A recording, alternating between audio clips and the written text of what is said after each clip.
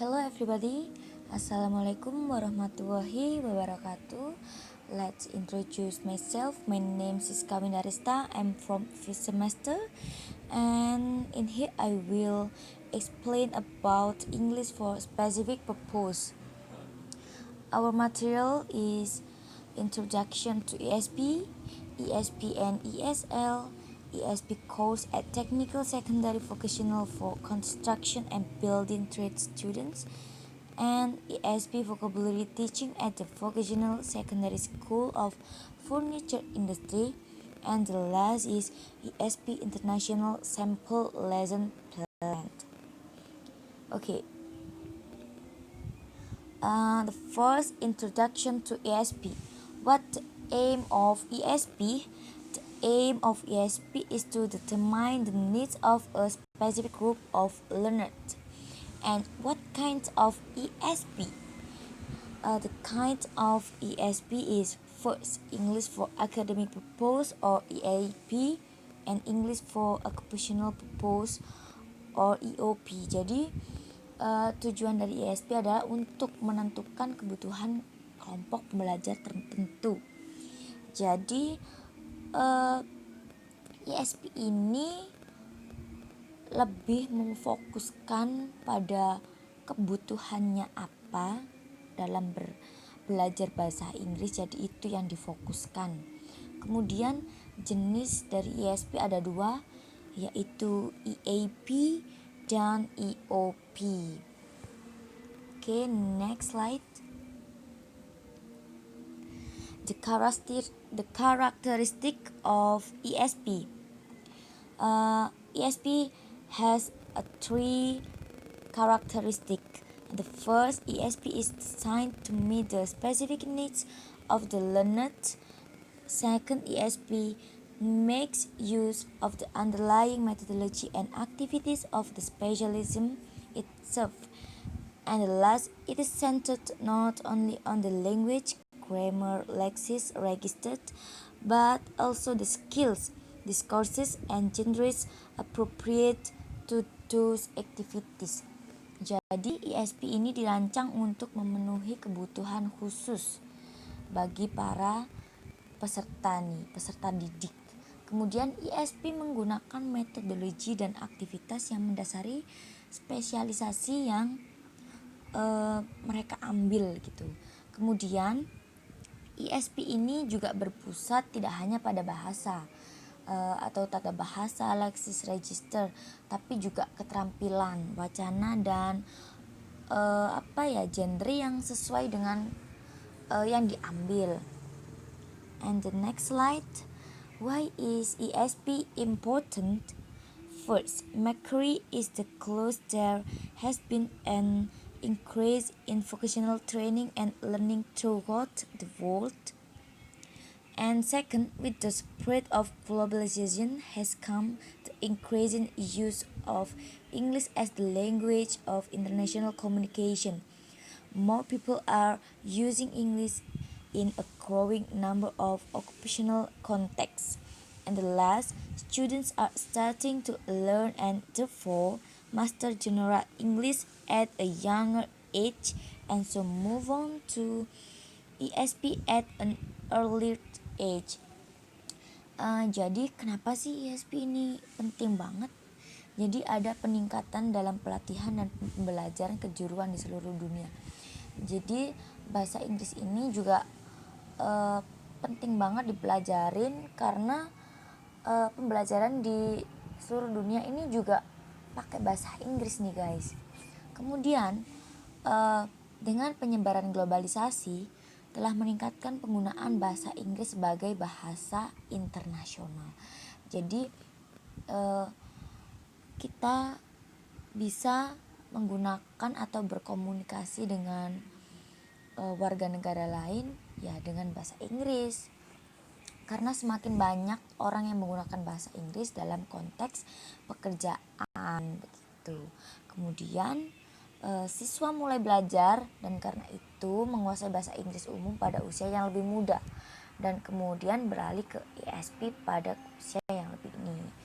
Jadi ini bertahap ya guys gitu. Next slide is improving knowledge and skills in ESP. Jadi improve-nya itu ada 3 cara nih. Yang pertama, curiosity, keingintahuan atau kepo yang sangat tinggi. Teacher should be interested in the subject area and want to learn more. Jadi guru harus tertarik nih pada bidang pelajaran dan ingin belajar lebih banyak. Jadi curiosity-nya tuh harus tinggi karena guru dituntut untuk selalu ingin tahu tentang materinya biar bisa mempelajari secara lebih detail lagi. Kemudian collaboration. Teacher should seek out subject specialists, show them their work and ask for their feedback. Jadi antara guru dan murid nih harus ada feedbacknya, karena dengan adanya feedback itu bisa menentukan sejauh mana murid itu paham dengan penjelasan kita as a teacher. And then confidence, percaya diri gitu. Jadi as a teacher we must confident, will grow as a teacher, explore the new subject matter, engage with subject specialists and learn from the learners. Jadi keyakinan akan tumbuh saat guru itu mengeksplorasi materi pelajaran baru, kemudian terlibat dengan spesialis mata pelajaran dan belajar dari peserta didik juga. Jadi itu tadi ada feedback. And then lesson 2, the reason why ESP different with ESL. That to expect why the ESP different with ESL. First, the learners.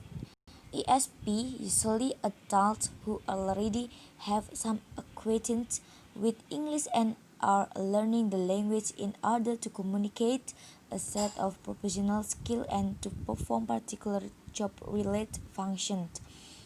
Jadi biasanya orang dewasa yang sudah mengenal bahasa Inggris yang belajar ESP dan sedang belajar bahasa untuk mengkomunikasikan serangkaian keterampilan profesional dan untuk melakukan fungsi terkait pekerjaan tertentu. Jadi memang sudah ada job tertentu atau fungsi tertentu, jadi mereka belajar ESP.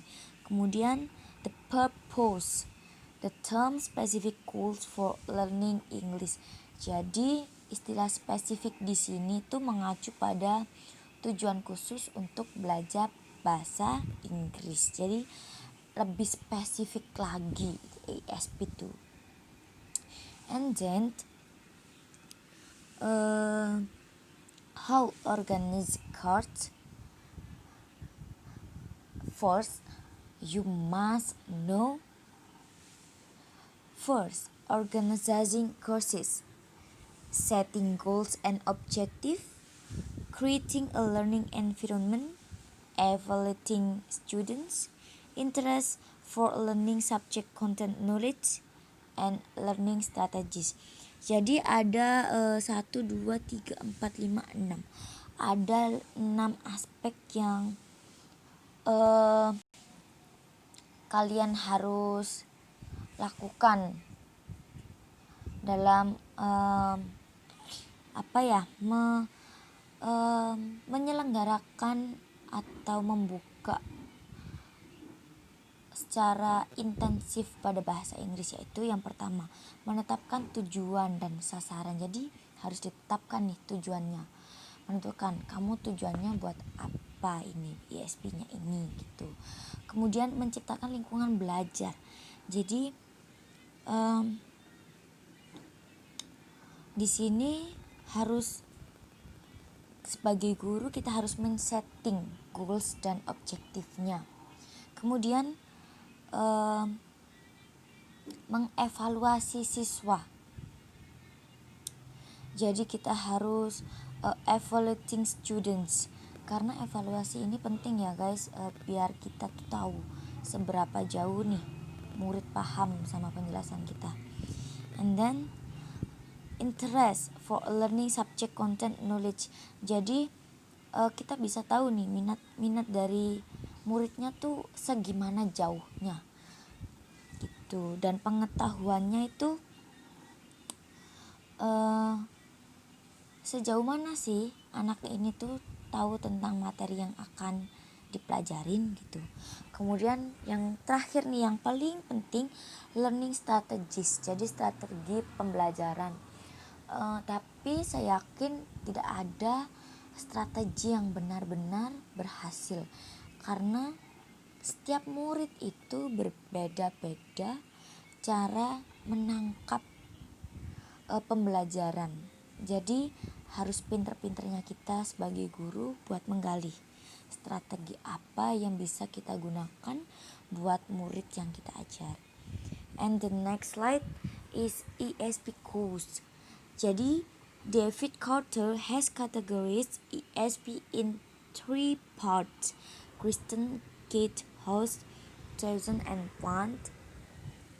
First, English with some particular A's, and second, English for occupational, and the last, academic purposes, both English as a restricted language. Jadi ada 3 kategori menurut David ya. Dan selanjutnya, jadi ada pendapat lain nih. Huntington and Waters have made 3 divisions of English for occupational and academic purpose. And the first, English for business and economic, that is EB. And then English for science and technology, that is EST. And the last, English for social studies, that is ESS. Jadi ada tiga divisi dari English for occupational and academic menurut Huntington and Waters. And the next slide is there are 3 reasons for the emergence of ESP by Kristen Gatehouse. Jadi ada 3 alasan tentang munculnya ESP. Yang pertama, the revolution in linguistics. Yang kedua, the demands of a brave new world. And the last, focus on the learner. Jadi ada 3 alasan kenapa sih ESP ini muncul. Yang pertama, adanya revolusi dalam linguistik. Jadi linguistik ini semakin berkembang. Jadi ada jenis baru, ada juga kategori baru. Kemudian alasan yang kedua yaitu tuntutan dunia yang baru yang berani dan fokus pada pelajar. Jadi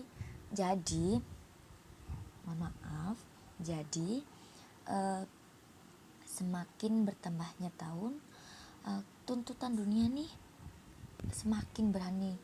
Jadi kalau kita tidak berani untuk belajar sesuatu yang baru, maka kita akan tertinggal nih.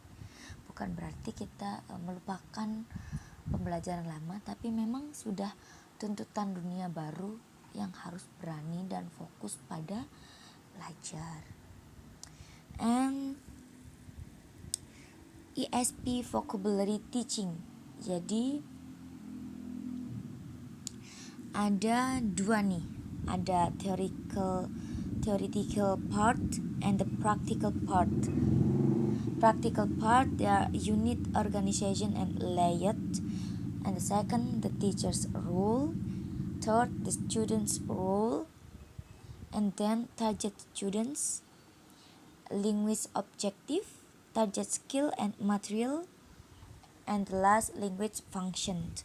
And the theoretical part, there are motivation of vocational students, sources of motivation, intrinsic and extrinsic motivation and teaching methods, grammar translation, direct and audio-lingual method, total physiological response method, suggestopedia, teaching, lexical, communicative, elective, approach, vocabulary teaching, ESP vocabulary teaching.